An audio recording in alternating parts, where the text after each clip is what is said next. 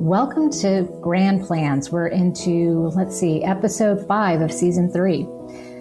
It's a podcast where we explore the art and science of planning well for the second half of life. I'm your host, Susanna Barton, a mindful aging strategist and founder of Grand Plans, where we help people think proactively about the legal, financial, medical, housing, and lifestyle decisions that shape how we age. But a truly thoughtful plan for longevity doesn't just live in documents and spreadsheets. It also lives in our daily habits, especially the choices we make around nutrition, energy, and overall health. Today, I'm going to be joined by Lindsey LaMaistre, founder of Lindsey Wellness and a national board-certified health and wellness coach who specializes in nutrition. Lindsey trained through the Duke Health and Wellbeing Program and holds a Level 1 nutrition certification through Precision Nutrition. Her work focuses on helping women improve their health through practical, sustainable changes, whether that means balancing hormones, improving digestion, managing food cravings, boosting energy, sleeping better, or losing weight in a way that actually lasts. Through one-on-one coaching and group workshops, Lindsey helps women step out of the cycle of confusion around food and instead develop habits that support long-term health, something that becomes increasingly important as we move through midlife and beyond.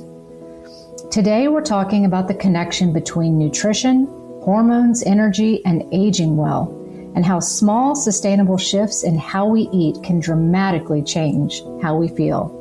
I'm very pleased to introduce you to Lindsey LaMaistre here in a second. Welcome to the episode of Grand Plans. Here we are at season 4, episode 5 of the Grand Plans podcast. And today I am so happy to have neighbor and friend Lindsey LaMaistre here with us on the Grand Plans podcast.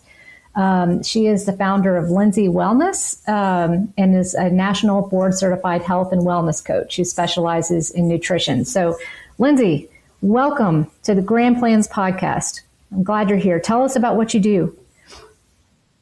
Hi, thank you so much, Susanna, for having me. I'm so excited to be here. So I'm a health coach, and I like to work with data to help women kind of understand how their body is responding to food, stress, sleep, and movement, and then use that information to optimize their energy, brain health, hormones, and weight. And how did you get into this field? Tell me a little bit about how you got where you are. Yeah, so I used to be in medical sales. I worked for a cancer diagnostic laboratory, and after I had my third child, I ended up just quitting, kind of focusing on motherhood. And then my oldest was diagnosed with celiac when she was in first grade. So that kind of sent me on this nutrition journey. And that got me into focusing on health coaching. And I went to Duke for my health coaching certification. And then that kind of spiraled from there. Awesome. And tell me a little bit about the people you help. I know that I've spoken to at least one of your clients who just adores you and is so grateful for the help that you've given her. But tell me about your clients. Like, what is a typical Lindsey Wellness client? Who is that person? Yeah. So generally, I work a lot with women. They're not all women, but a good majority of them are women. Anywhere from their 40s to their 70s. They're moving through perimenopause or menopause, and they're dealing with some kinds of health challenges that come with all of that. They're smart, they're motivated, but they are somehow something's not working like it used to, and they're trying to figure out why, what's going on with their body. And I guess everyone's different. Everyone has a different body, different story. Where do you start when trying to figure out what the best course of action is for someone when they come to you? Yeah, so I think trying to figure out what is motivating to them, what their end goal is, and really trying to figure out what they're looking to achieve. is the biggest, important thing to address. And then from there, we can kind of develop a strategy. And it's all nutrition based in terms of the solution. It's not all nutrition. So a lot of it, like a lot of times they'll come to me with nutrition. But so when I'm talking about data and what I like to use with clients, I like to use a continuous glucose monitor. So are you familiar with what that is? Yeah, but to explain what it is so everyone knows. Yeah, so it is a small sensor that you wear on the back of your arm, and it tracks your blood sugar 24 hours a day. You don't have to finger prick or test or anything like that. It connects to your phone, and it can tell you exactly how your body is responding to food, to stress, to sleep, to exercise and movement.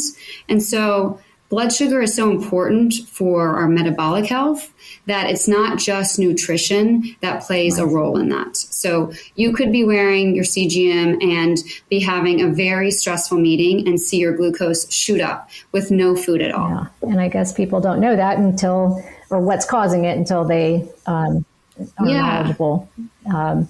Well, with these situations or what people are experiencing, and I know I talk a lot about planning for aging and all of the, legal, financial, medical things we can all do ahead of time. How does that play into nutrition and something like your blood sugar? Is catching it early a good thing? Tell me where the planning piece falls into your area. Yes. So it's so important to understand how these types of choices midlife can affect, our lives when we're 60, 70, 80. So making sure that we're focusing on nutrition, but also stress management and also building muscle, that all plays a role in our metabolic health, our brain health, our mobility, fall prevention, and also lends to independence, what we really want. We want to enjoy that life at 70, at 80. So starting these things and focusing on them early in midlife can help create the life that we want when we're older. And is it too late if someone comes to you in their 70s, 80s and presents with concerns? Is it too late at that point, or are there still things you can do? Never. Yeah, no, it's never too late. Blood sugar, stabilizing your blood sugar will benefit you at any stage of your life. Obviously, if you can do it earlier, great. But at any stage, you'll notice the benefits pretty early on. I find with my clients, when they start to stabilize their blood sugar, they start to see benefits within a couple days, maybe even that day. That's interesting. And what are some of the signs that your blood sugar may be off? And people may not know that that's what it is. What are some of the signs? Yeah.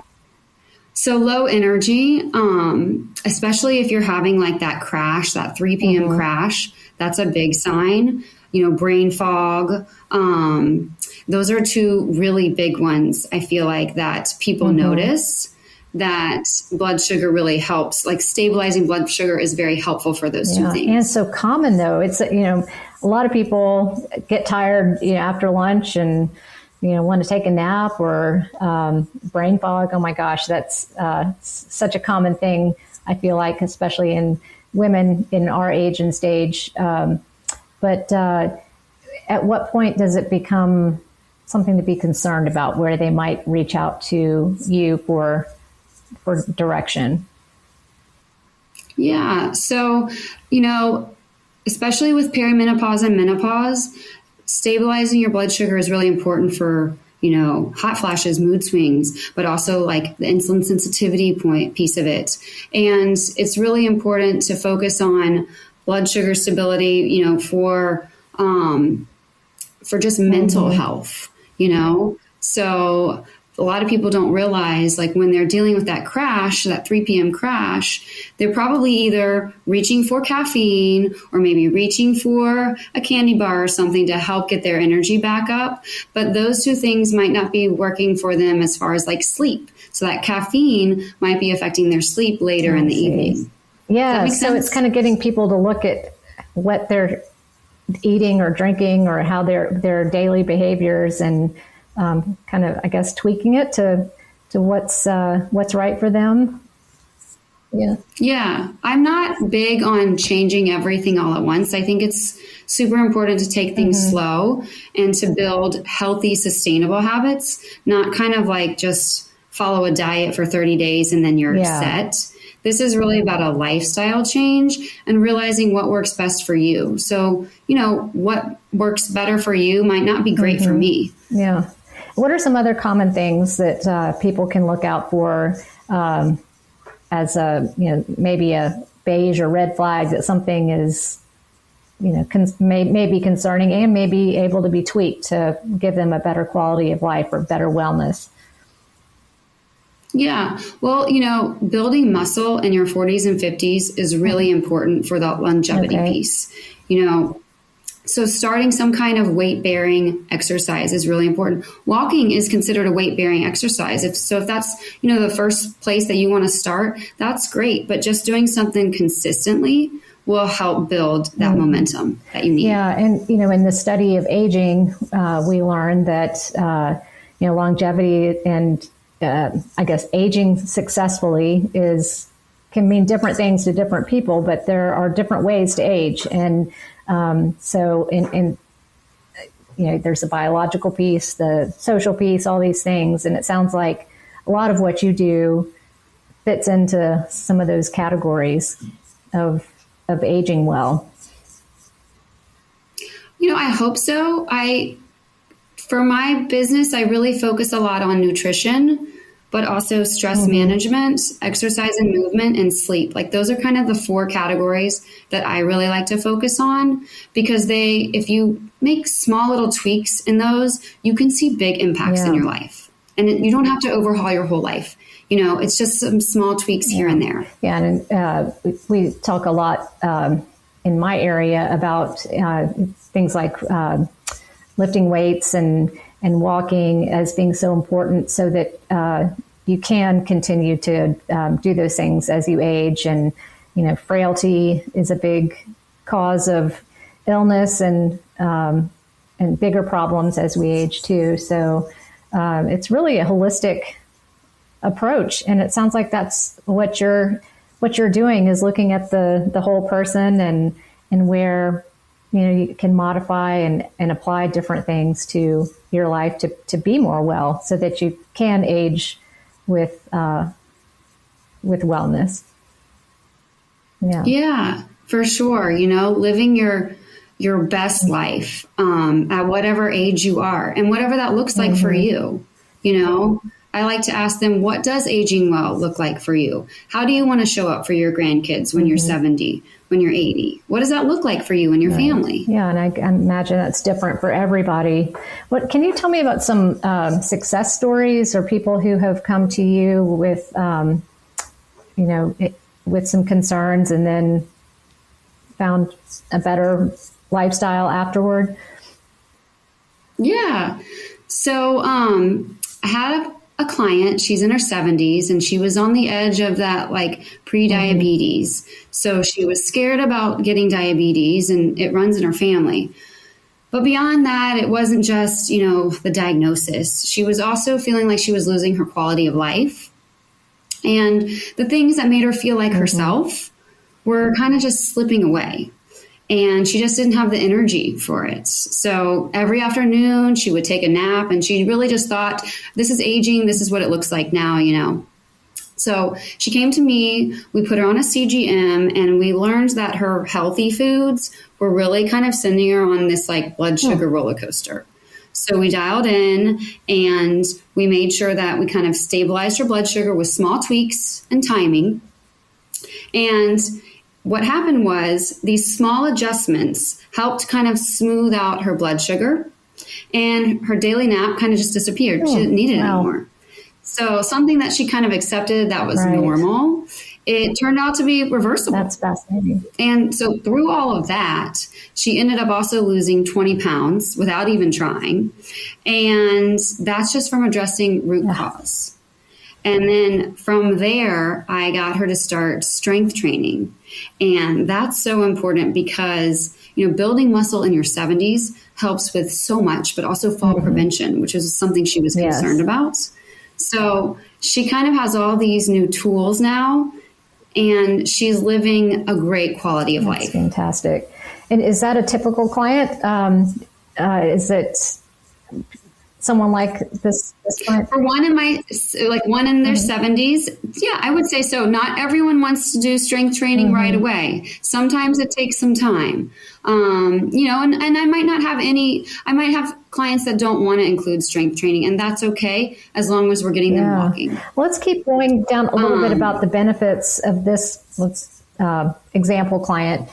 So now has energy during the day. She's stronger. She's probably more agile because she's doing exercise and weight training that may help her not fall in the future. What are some of the other benefits for someone like this? Maybe drilling into some of the assumptions we make about aging and you alluded to it earlier. I want to take a nap every afternoon because I'm getting older, and that's just what happens when you're aging. Or the brain fog, that's another big one. Like, oh yeah, well, we're getting older. Our brains are a little foggier than they used to be. Tell me some more about the benefits and why, and challenge some of those assumptions for me, that why that doesn't have to be the case. Yeah. Well, for one, mental health. So making sure that you're stabilizing your blood sugar, but also, like exercising, those are great for mental health. And then also, both of those two is very helpful for brain fog, and I mean, if you're dealing with this big like spike in blood sugar and then the crash, you're dealing with all this inflammation inside your body. So it's creating all of this issues, and brain fog will be one of them. And so if you like to read or, you like to do puzzles or anything like that, which is great for your mental health and brain health, but it's also important to kind of focus on what you're eating too. Yeah. And you mentioned inflammation. That's another big one that in studies of aging, where inflammation is the root cause of a myriad things that are problematic to aging, illness, frailty, immobility, all of those things. Why is it so important to look at inflammation, and how does inflammation manifest? What can cause inflammation in some of the cases that you've seen? Yeah. So generally, when you're experiencing a spike in your blood sugar, your pancreas is going to produce insulin to help get that blood sugar into your cells. But when your insulin is high and your blood sugar is high, your insulin stays high. So when your insulin stays high, that kind of alerts like inflammation. And if you're also having big spikes and crashes, your body likes to be in kind of a more balanced state. So if it's spiking and crashing a lot throughout the day, that's creating a lot of inflammation within your body. Yeah, and that can wreak havoc on everything, all through all your systems. Inflammation is a big one to watch. I mean, and what's the best time to start thinking about these things, or to start watching a little more closely what's going on in your body and how you're feeling? Is it when you're in your 20s or your 30s? Like, what's the best time? I would say in my world, it's like I would say now, or earlier. But I would say the best time was 10 years ago. The second best time is right now. That's a great answer. That's so true. The earlier we can think about these things, the better off we'll be. And do you, I know there's longevity. We're living a lot longer now. So I guess the earlier we can start thinking about these things, the better off we'll be to age better, longer, which is the expectation. So, wow. Yeah. We don't want to just be older to be older. We want to be living our best life at whatever age we are. And I know we haven't talked about this piece, but community is also so important to all of us as we're getting older. How do some of these issues impact a person's ability to build or have community or relationships with others? Because I know, if we're not being active on that front, then we face isolation and loneliness, which is an epidemic and such a horrible situation for older adults. So how does feeling better impact your ability to be in community with others? Well, I feel like if you are in pain, or if you are, not sleeping well, or if you, are dealing with maybe some like health struggles, then you're not in a place or in the best place to be socializing with others. A lot of times you'll turn inwards. And if you are getting a good amount of sleep, if you are kind of, moving and exercising and getting out, and you're feeling better because you're eating better, I think that will lend itself to wanting to be more social because you're actually feeling better. Absolutely. And on the social front, dare I ask about alcohol? How does that impact your aging and your blood sugar? I mean, is it a major contributor to some of the issues that you're talking about today? Well, I don't like to take it away because I have a lot of clients who get scared if they come to me and I'm taking away alcohol. So I think it's one of those things that you first start to dial back if you can. Because if you're wearing a CGM and you're drinking alcohol, you'll notice that you won't have as big of a spike initially because your liver prioritizes metabolizing the alcohol over the sugar. So you won't have a big spike. But you might notice a spike later in the evening or while you're sleeping, and that big spike might wake you up. So it could be affecting your sleep, and then your sleep will affect your blood sugar the next day.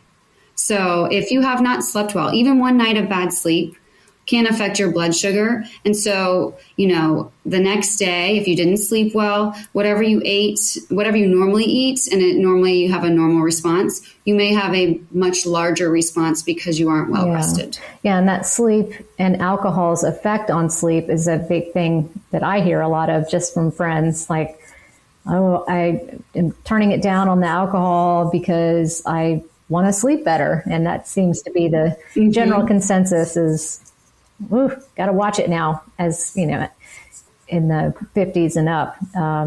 It's a little harder. Yes. What used to work back in our 20s and 30s, it doesn't work as well for us. Right. And that's okay because we get better sleep, hopefully, if not. Yeah, that's right. It's not as important to us when we're older. I actually love getting in bed, and nothing makes me happier than if I can get in bed at 9 o'clock. Yes, that is a dream night for me too. And actually my husband now too. So we're both early to bed. Feels better in the morning. Yes. So what kinds of conversations do you wish people were having in their 40s or 50s that would dramatically change some of these outcomes later? Yeah. So I think it's, first of all, kind of important to think about what do you want for your 70s and your 80s? What do you want that to look like? And then once you have that piece down, how can we get there? So are you doing strength training right now? Are you focused on your metabolic health? Are you looking at sleep? Are you looking at stress management? Stress is one of those big issues that we kind of ignore a lot in our lives, but it does play a huge role in our metabolic health. Yeah, and it's hard to put a finger on, and sometimes hard to fix if you're not equipped with the tools or knowledge of the resources on, how to get through that. So, that's a big piece of it, I would imagine. Are there any common myths or assumptions in your field that you find yourself frequently correcting? Yes. I would say, first, that blood sugar is only a diabetic issue because, blood sugar fluctuations, they affect mood, focus, energy, sleep, hormones in everybody, not just people with diabetes. Right. So stabilizing your blood sugar will create a healthier you no matter what your age. Yeah. And then the second one is that you can't influence health outcomes later in life if you didn't start early. So our bodies are remarkably adaptable. And even in your 60s and your 70s, when given the right direction, it's never too late. That's good to hear. And I think, especially in menopausal women, I think another assumption is that, oh, you're going to gain weight and, oh, you're going to have X, Y, and Z. And I know it's different for everybody, but generally those are the complaints. So you're gaining weight, you're an emotional roller coaster, you are getting the night sweats, whatever. Are those don't have to be the reality, do they? Yeah. No, definitely not. And in fact, you can see a difference if somebody is kind of focused on stabilizing blood sugar, hot flashes, gaining weight, those kinds of things will not be as prominent as it would be with someone who's experiencing big highs and lows throughout the day. Are there any, before we sign off, are there any tips or suggestions that are universal to everyone who is, in their 50s, 60s, 70s? What are some things that they can do to get off on the right foot, started on the right foot with these suggestions? Well, yeah, I would say, aging well isn't something that we should wait to deal with later. It's something that we should quietly build right now, however old we are. And small, informed choices made earlier create that freedom, the dignity, the independence that we want when we're in our 70s and our 80s. So planning ahead is really about giving yourself and your loved ones the best possible future. Right. Oh, that's good. Good to hear. And, I, of course, appreciate that, the emphasis on the planning and starting early. I think it's important in so many areas of aging. And good to hear that it's important to health and wellness as well. So, Lindsey, I appreciate you being here today. Is there anything you want to leave our listeners with? Any last parting words of advice? Any words of wisdom? It's never too late to get on track, and it doesn't take huge changes to see big benefits. Thank you. All right, Lindsey, we'll see you the next time. Thanks for being with us. Thank you so much for having me. I've loved it. That was Lindsey LaMaistre, founder of Lindsey Wellness and a national board certified health and wellness coach, helping women build healthier relationships with food, energy, and their bodies. One of the things I appreciate most about Lindsey's approach is that it's not about extreme diets or quick fixes. It's about sustainable habits that support the long life many of us should be planning for. As we talk often about on this podcast, a good grand plan isn't just about legal documents, financial planning, or housing decisions. It's also about caring for the body and mind that will carry us through the decades ahead. Nutrition, sleep, energy, digestion, and hormone balance all play a role in how well we age. If you'd like to learn more about Lindsey's work, including her one-on-one coaching and workshops, you can find her online at Lindsey Wellness. And if you found this conversation helpful, please share this episode with someone in your life who's thinking more intentionally about health and longevity. You can also explore more tools for planning the second half of life at mygrandplans.com, including the Jerry Drama Risk Score and other resources designed to help families start important conversations before a crisis forces them. Thanks for listening to this episode of Grand Plans, where aging is not a crisis to manage, but a design challenge to approach thoughtfully.